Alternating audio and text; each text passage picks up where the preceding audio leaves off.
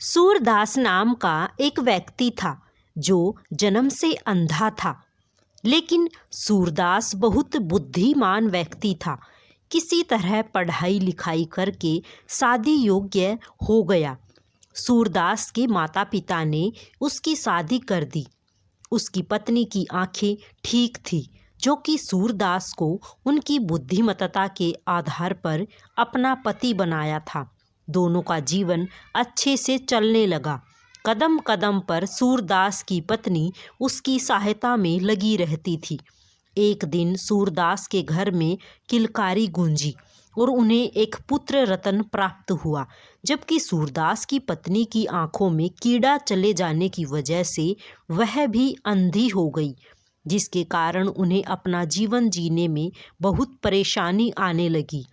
क्योंकि सूरदास की पत्नी जब खाना बनाती तो कुत्ता आकर खा जाता था और दोनों को कुछ खाने को नहीं मिलता था।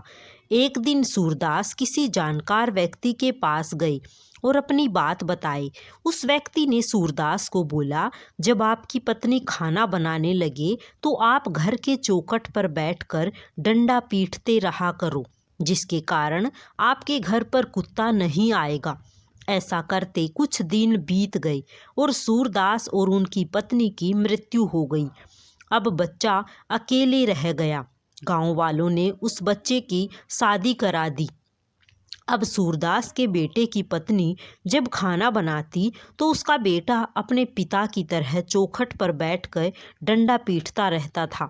एक दिन गांव के किसी बुजुर्ग ने उसको ऐसा करते हुए देख लिया और उससे पूछा, आप ऐसा क्यों कर रहे हो? उसने बोला, जब मेरी माँ खाना बनाती थी तो मेरे पिताजी भी ऐसा ही करते थे, इसलिए मैं भी कर रहा हूँ। बुजुर्ग ने बोला, उनको ऐसा करने के लिए मैंने ही बताया था, क्योंकि आपके माता पिता की आंखें नहीं थी, जिसके कारण खाना कुत्ता आकर खा जाता था। आपके पिताजी खाने को कुत्ते से बचाने के लिए डंडा पीटते रहते थे। बुजुर्ग की बातें सुनकर सूरदास के बेटे की आंखें खुली की खुली रह गई और आगे से ऐसा करना बंद कर दिया। नैतिक सीख: कोई भी कार्य बिना जाने समझे नहीं करना चाहिए। हमें पता होना चाहिए कि कोई कार्य हम क्यों कर रहे हैं। राधे राधे सभी।